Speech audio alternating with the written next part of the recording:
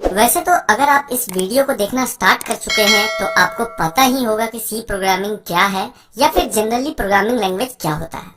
फिर भी मैं आपको 3 लाइनों में बता देता हूँ कि प्रोग्रामिंग लैंग्वेज क्या होता है। तो जैसे आपको कहानी या पोएम लिखने के लिए या फिर किसी से अपनी बात को कहने के लिए, बताने के लिए ह्यूमन लैंग्वेज की जरूरत पड़ता है।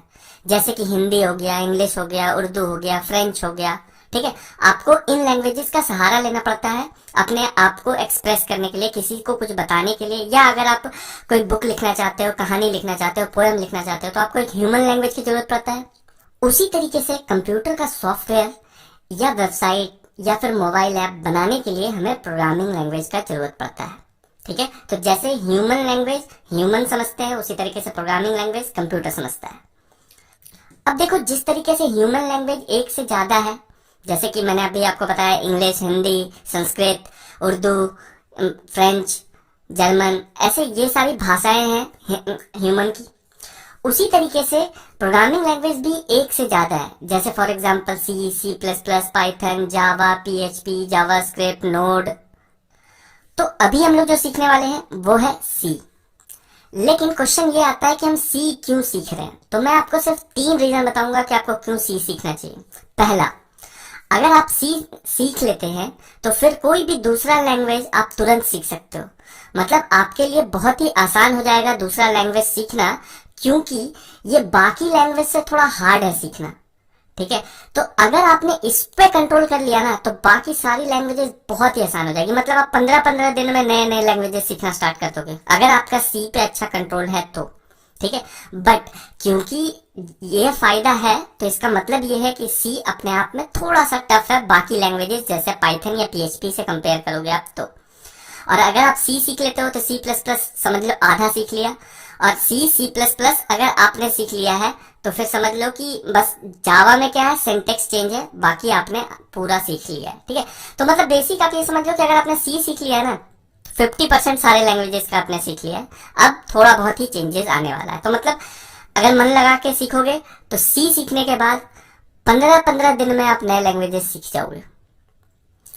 और अब बात करते हैं दूसरा फायदा की। तो दूसरा बात यह है कि कोई भी कॉम्पिटिटिव एग्जाम सी लैंग्वेज पे ही क्वेश्चन पूछता है। जैसे कि आज भी गेट का एग्जाम है जो एमटेक में एडमिशन लेने के लिए होता है, या कोई भी आप एग्जाम देखोगे तो उसमें सी लैंग्वेज पे ही क्वेश्चन मिलेगा।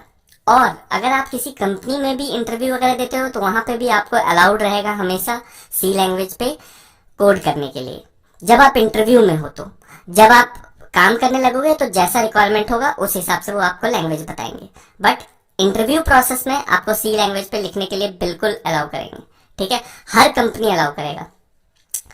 अब हम लोग बात करते हैं कि सी लैंग्वेज यूज कौन कर रहा है। अगर इतना पॉपुलर है तो सी लैंग्वेज आज के डेट में जितनी बड़ी से बड़ी आईटी सेक्टर की कंपनियां यूज करती ही हैं। जैसे फॉर एग्जांपल आपका कोई भी ऑपरेटिंग सिस्टम है, सब के सब सी लैंग्वेज यूज करता है। जैसे कि माइक्रोसॉफ्ट का विंडोज हो गया, या फिर लिनक्स देख लो, कोई भी उबंटू, फेडोरा कोई भी ले लो, या फिर आपका मैक ओएस, इन सब में सी लैंग्वेज यूज हुआ पड़ा है। तो अगर यूज हुआ पड़ा है तो इसका मतलब है कि माइक्रोसॉफ्ट सी यूज करता है, एप्पल सी यूज करता है। उसी तरीके से अगर आप देखोगे तो एंड्रॉयड बना हुआ है लिनक्स के ऊपर, लिनक्स का जो कर्नल है उसके ऊपर, और वो लिखा हुआ है सी में।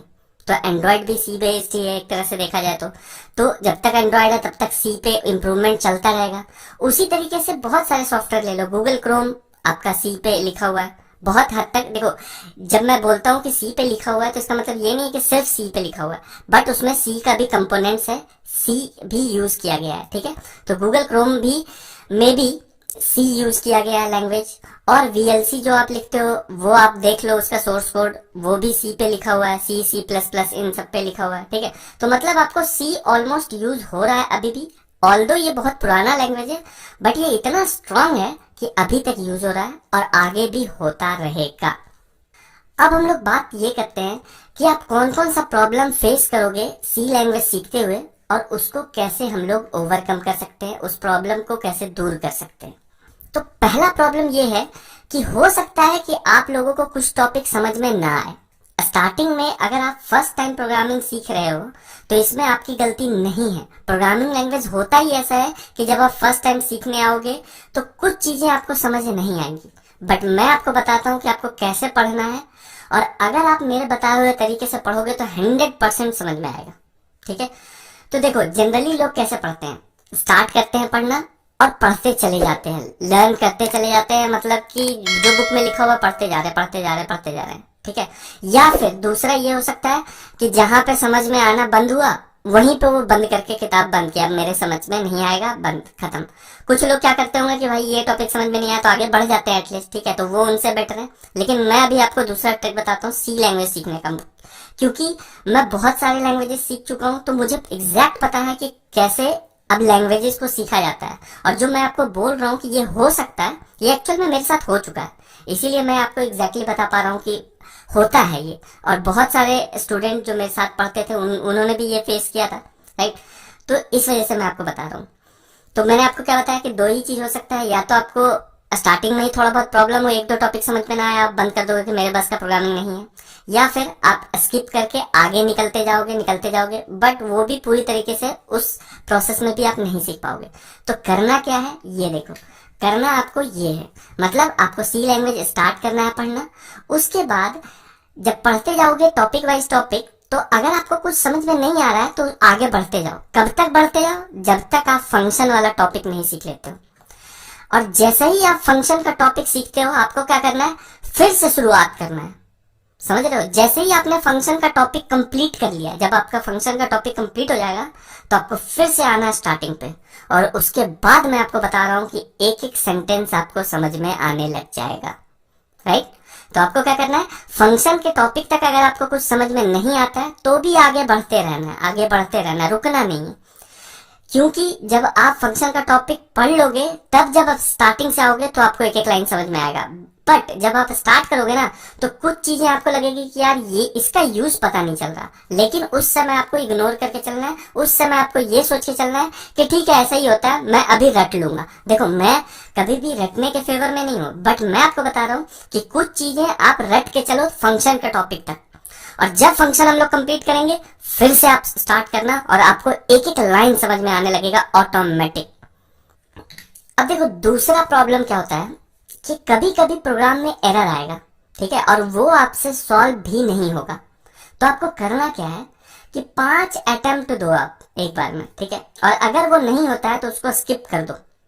स्किप करने का मतलब ये है कि उस टाइम पे उसको छोड़ दो, और अगर आगे पढ़ना है तो पढ़ो, नहीं तो बंद कर दो प्रोग्राम, ठीक है। उसके बाद जब फ्रेश माइंड हो आपका, फिर से कुछ काम वाम कर लो, कुछ कर लो दिमाग से, जब आपका सी लैंग्वेज हट जाए कुछ देर के लिए, उसके बाद फिर से दोबारा आओ और उस प्रोग्राम को स्टार्टिंग से अप्रोच करो, बिना देखे कि पुराना आपने क्या लिखा है। ये नहीं कि लास्ट वाले को फिर से करने लग गए। लास्ट वाला प्रोग्राम जो आपने लिखा है वो एरर है, और अगर आपने फिर से उसको देखा तो आप फिर से सेम एरर कमिट करोगे। देखो ये सब बातें मैं अपनी एक्सपीरियंस से बता रहा हूँ, ठीक है। तो ये आपके साथ भी होगा कि एक एरर सॉल्व नहीं हो रहा है तो नहीं होगा। क्यों? क्योंकि आप सेम एरर वाला कोड ही देख रहे हो, और आप देखोगे और आपको लगेगा कि सही तो लिखा है, गड़बड़ क्या है। तो इसीलिए जब आप फ्रेश माइंड से आओगे तो पुराना कोड मत देखो, नए कोड को फिर से लिखना स्टार्ट करो, और बहुत हद तक वो सॉल्व हो जाएगा। क्यों? रीजन मैं बता रहा हूँ। प्रोग्रामिंग और मैथमेटिक्स ये दोनों बिल्कुल सिमिलर है। आपने मैथ बनाते हुए भी देखा होगा इसी तरीके से कि जब एक मैथ का क्वेश्चन सॉल्व नहीं होता है 3 या 4 अटेम्प्ट में, तो देखना उस टाइम पे वो सॉल्व नहीं होगा, आप कितने भी अटेम्प्ट करते रहो। क्यों? क्योंकि होता क्या है ना कि हम सेम ही अटेम्प्ट हम बार बार कर रहे होते हैं, सेम ही तरीके से, हम अपना तरीका चेंज नहीं कर पाते हैं, तो हमारा आंसर भी चेंज नहीं होगा, मतलब वो एरर का एरर ही रहेगा। तो मैथमेटिक्स आपने देखा होगा कि जब आपको एक बार में सॉल्व नहीं हो रहा, आज सॉल्व नहीं हो रहा, और कल उसको आप फिर दोबारा अप्रोच करते हो स्टार्टिंग से, तो देखोगे सॉल्व हो जाएगा, और फिर आपको समझ में आता है कि अरे मैंने एरर यहाँ पे किया हुआ था। तो प्रोग्राम और मैथ दोनों एक जैसा है, मतलब कि कोई ना कोई क्वेश्चन ऐसा होगा जो आपसे सॉल्व नहीं होगा। पहली चीज, अड़चन तो आना है। दूसरा, आप जब थक जाओ एक ही क्वेश्चन करते करते तो उसको छोड़ दो, उस टाइम पे फ्रेश माइंड से उसको फिर से दोबारा कोशिश करना। तीसरा, अगर आपका कॉन्सेप्ट क्लियर है तो जितना मजा मैथ में आता है बनाने में, उतना ही मजा प्रोग्राम में आएगा। और अगर आपका कॉन्सेप्ट क्लियर नहीं हुआ तो जितना हेडेक आपको मैथमेटिक्स देता है उतना ही प्रोग्राम देगा। तो ये तो हो गया इंट्रोडक्शन, जो मुझे लगा था कि जरूरत होता है कोई भी जब सी प्रोग्राम स्टार्ट करता है तो उसको समझाने का। क्यों? क्योंकि उसको लग रहा होता है कि ये बिल्कुल नॉर्मल सब्जेक्ट है, बट हमारे लिए ये नॉर्मल सब्जेक्ट नहीं होता है। जो बचपन से पढ़ रहे हैं या जो बहुत ब्रिलियंट है उनके लिए नॉर्मल हो सकता है, बट क्योंकि मैं ये कोर्स बना रहा हूँ उन लोगों के लिए स्पेशली जो थोड़ा सफर करते हैं प्रोग्रामिंग में, ठीक है, तो मैं उनको ध्यान रखते हुए बता रहा था। तो इसीलिए मैंने पहले ही बता दिया कि आप क्या फेस करने वाले हो, ताकि जब आप फेस करोगे तो आपको पता रहेगा कि जो मुझे पढ़ा रहा है उसको पता है कि मैं क्या फेस कर रहा हूँ और वो उसका सॉल्यूशन देगा। बस मैं जो आपको बता रहा हूँ वो आप कंटिन्यू करो कि आपको पढ़ना कैसे है, मैंने आपको बताया, बिल्कुल आप वही अप्रोच फॉलो करना।